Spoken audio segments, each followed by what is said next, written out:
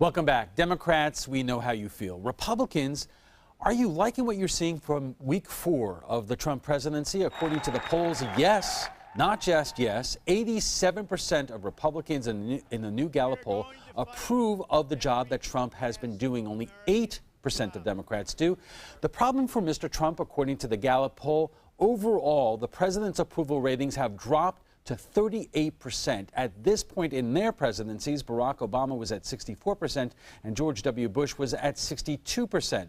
The base might be liking what Donald Trump is doing, but the resignation of his national security advisor, news that Trump campaign aides were in regular contact with Russian intelligence, and one out of ordinary news conference are taking a toll on the news president and his standing with the American people. And joining us for more on This Week in Politics is Stephanie Costa of the Sarasota County Democratic Party, Rod Thompson, president of the Sarasota Republican Club, and Wendy March, who has been covering politics in Florida for decades. Oh, yeah.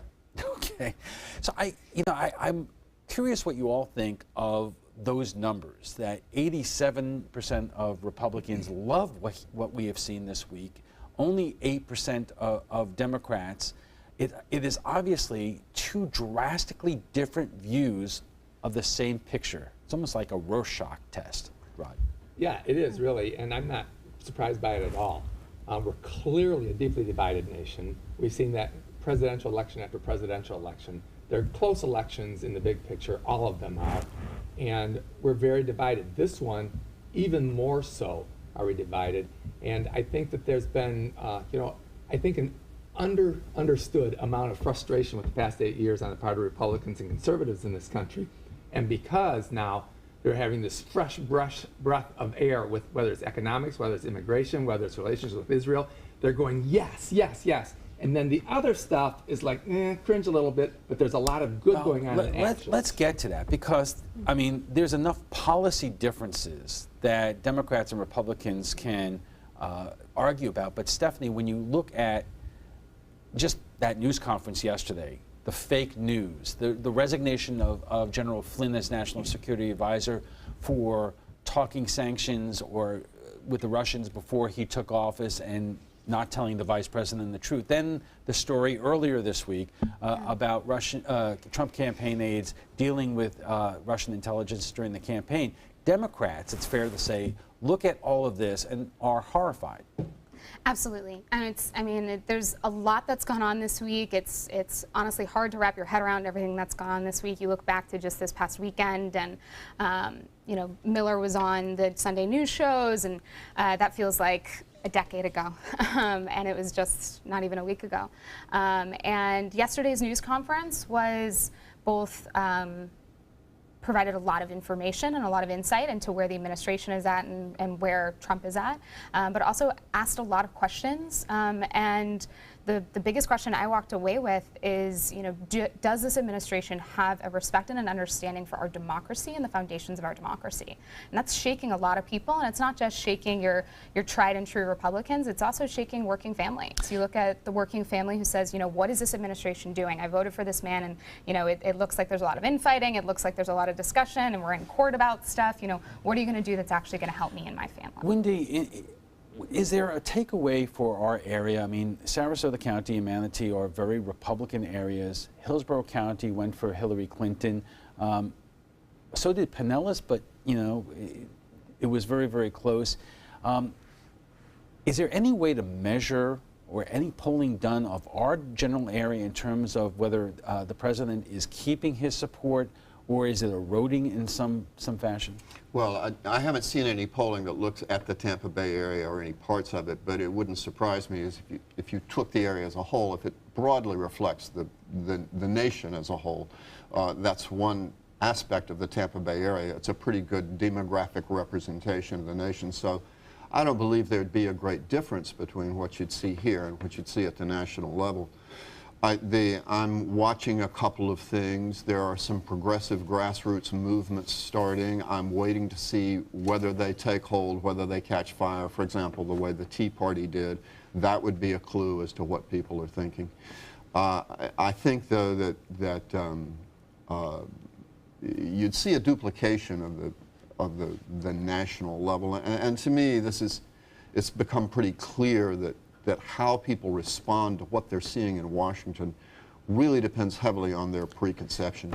Okay, we are just getting started. We'll have more on the Trump administration coming up right after a check on our weather, so stay with us. Welcome back. If you're just joining us, we are discussing President Trump's fourth week in the White House, and our guests tonight include Stephanie Costa of the Sarasota County Democratic Party, Rod Thompson of the Sarasota Republican Club, and longtime political reporter Wendy March. Let's talk about actual news that happened this week, and it began with General Flynn's resignation as National Security Advisor over what he did or did not tell the Vice President about his contacts with Russian diplomats during the transition. Then comes the news about members of the Trump campaign having frequent contact with Russian intelligence during the campaign. And you even have a Russian spy ship off the coast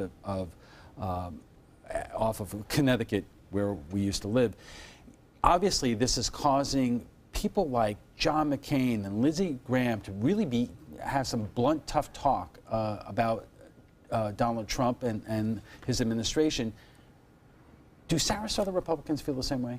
I think that I might fairly represent them in this. I don't fully understand why Flynn resigned / was fired. It seems to me that if he had communications with them, well, CNN reports that that's not uncommon in campaigns. He didn't, we don't know that he did anything wrong in them, according to the FBI transcript and all. So on that basis alone, it doesn't seem like there was anything untoward. Apparently he misled, maybe in Washington parlance, Vice President Pence, or lied to him. So that's a problem. Seems to me that's easily covered over. You have him come out, you have him apologize, he apologized to the president, we move forward and everything. So my question is there another shoe to drop, something we don't know about? And if not, then why is he gone? Because from what we know in that, I don't feel like there was enough crisis. The Washington Post did report that with verifiable information that he had discussed sanctions in that phone call. Yeah, I understood that. And so now you're starting to get into a place which is, again, one of the foundations of our democracy, that we have one president at a time. Right. So to have a representative of the incoming president discussing the sanctions that our current president would be imposing on them does undermine that one president. Which may or may not even be legal.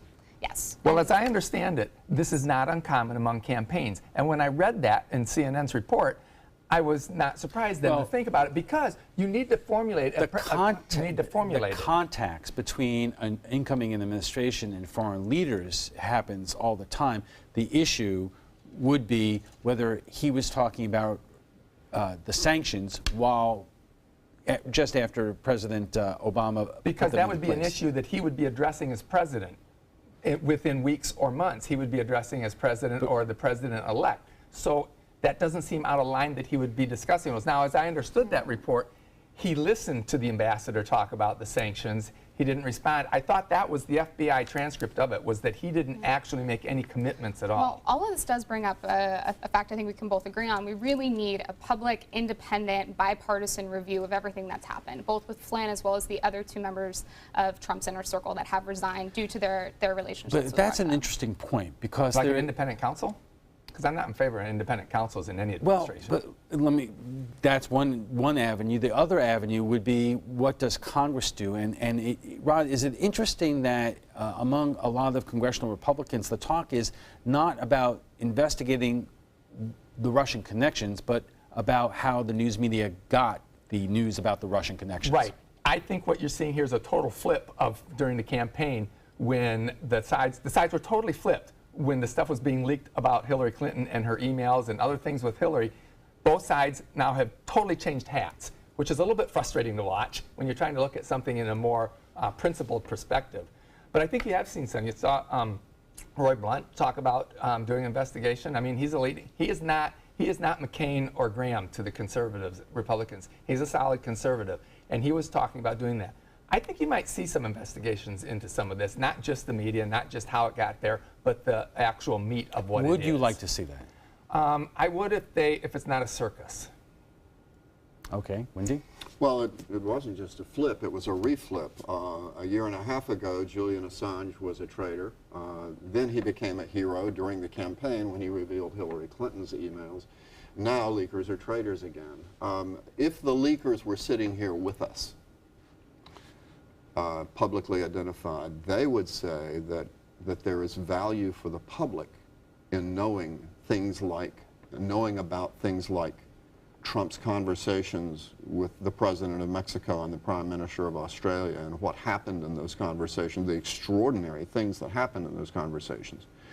Value for the public in knowing about contacts between the Trump campaign and Russia that happened at a time when Russia was actively working to undermine the Clinton campaign. Yeah, people like Jason Chaffetz would rather investigate the leaks rather than the news that was contained in the leaks, which has not been disputed. So I totally understand what Wendy is saying there, but I want to know if the same sort of umbrage was felt and concern was felt in 2012 when President Obama was running for re-election, and he was talking to then President Medvedev, which is Putin's right-hand thug, and said, "I'll have more flexibility after the election." To me, that was an incredibly indicting thing to say, and it got almost no coverage. I mean, it was just a short story. I was barely paying attention to politics at the time, and, yeah, you know and what, I know most of it exactly was, what you're talking yep, about. And most of it was on conservative sites, which was responded to by then Huffington Post and others. Please, there no, was not as much. Times. And then afterwards, and this is the key to me, Alan, afterwards,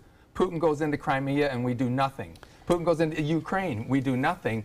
And so where is the media, though? But wait, no, but where is the media this being is the week that was, but that says, that says at that point what they're saying now? Where was the media then? And this is why people on the right say, it's why 87% of Republicans are saying they're happy with it, because they were so frustrated with what didn't happen then. That's Be the that context. as it may, Stephanie, what do Democrats do right now? Because they cannot order a congressional investigation. They have no hands on any lever of power. And we have seen a lot of grassroots opposition and town hall meetings, including not far from here in Pinellas County with Gus Spielerack, Democrats descending on the meeting. But it seems unfocused in terms of what is the issue that they're going after. Well, I mean, you're talking about a very, very large group of people who have very different interests and very different priorities. I myself have struggled for a number of weeks with what do I do? What do you do? What do I do?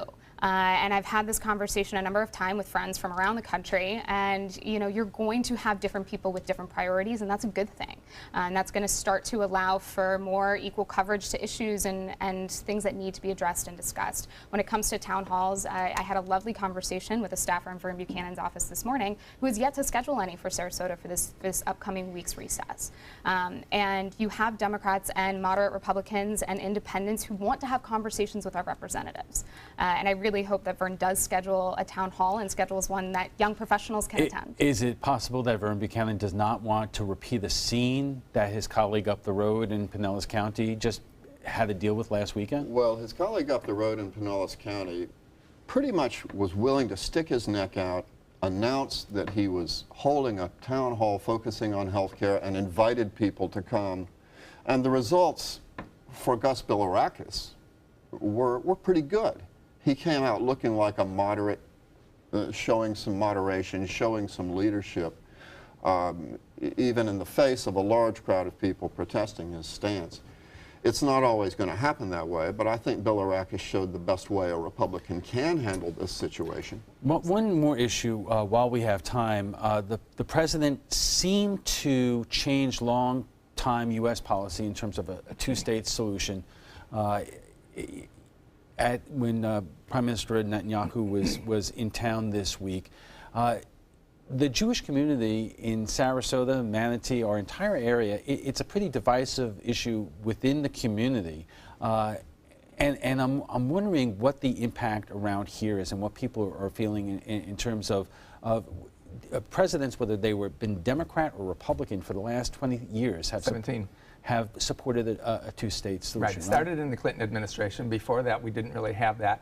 But I think it's not an unreasonable thing to ask that question and maybe relook at that policy. I think I've been wanting that for a long time, because to have a two-state solution, you have to have two sides that want that solution, and that's been offered up on a silver platter by the Israelis a number of times now, and the Palestinians haven't gone for it. All right, let's take a quick break, and when we return, we'll have final thoughts from our guests, plus what some of our viewers are saying about phosphate mining in Manatee County. Stay with us. Welcome back. It has been 4 weeks since President Trump took the oath of office, and already we have seen major reverses in longstanding U.S. policy, a resignation, and a report of contacts between Trump's campaign and Russia. How does this first month bode for the nation going forward? Our guests join us right now for final thoughts. What do Democrats take away from the week that was, Stephanie? I think we take away that it was crazy. You pour yourself a glass of wine, you accept this for a minute, that this was a little nuts, and you say, I will not be gaslit. I will call my representatives. I will be involved. I will educate myself on how our government works, how we know I am, and we'll take action. Obviously, Rod, Republicans, according to the polls, like what they see. But as a long-time observer, are you concerned about anything? I am a little bit. I'm concerned about the relationship with the media. While I loved the slapdown yesterday, that is not a healthy relationship going forward. Why? Because I think that you have to have the president answering questions. He can't just be attacking the media. The media, I wish, was more fair and reasonable between the parties, but it's not, and it's not going to be. So I didn't like what I saw there. I also wish, and this is a long-term concern of mine with his, that he was more cautious with his wording. Okay. Wendy, you know, you've been looking at this a lot, including, and this is interesting, the amount of money that the Secret Service and the government is spending to protect Melania Trump in New York, the fact that this is the third consecutive weekend in a row that the president has gone to Mar-a-Lago and he's holding a campaign rally tomorrow. And this is the president who criticized Barack Obama for leaving the White House too much. Okay. But yeah, New York City is spending $500,000 a day guarding Trump Tower. The Palm Beach County Sheriff's Office is going to be demanding repayment for millions of dollars of overtime by its deputies. Meanwhile, Secret Servicemen are accompanying Trump's sons on their business trips to Uruguay and the United Arab Emirates at the cost of hundreds of thousands of dollars. It goes on and on and on. The Trump family, in its scattered state and with its scattered business interests, is creating what could be the most expensive presidency in history by far. This sounds an awful lot like the conservatives complaining about the expensive vacations the Obamas took. Well, the Obama's vacations didn't come anywhere close to... It's all part of being president. Okay, we got to give it a rot. But before we go, we want to share with you what some of our viewers are saying about last night's topic, phosphate mining. On Wednesday, Manatee County Commissioners approved Mosaic's request to rezone 3,600 acres of its Wingate East property. Opponents now have 30 days to challenge the decision. And we asked you what you thought about the decision. Doreen Starkey writes, mining right next door to Lake Manatee, the source of Manatee and some of Sarasota's water, is not smart, no matter how many safeguards are put into place. Roger Dresden writes, better than more condos. And Ron Quinn writes, simply, money talks. Well, if you'd like to join the conversation about tonight's topic, just visit our Facebook page at facebook.com/news7. And FYI, want to watch past Roundtable discussions? They're available on Apple TV, Amazon Fire, and Roku. Thanks to our guests for being here tonight. Stephanie Costa is with the Sarasota County Democratic Party. Rod Thompson is president of the Sarasota Republican Club. And Wendy March is a veteran reporter with decades of experience covering Florida politics.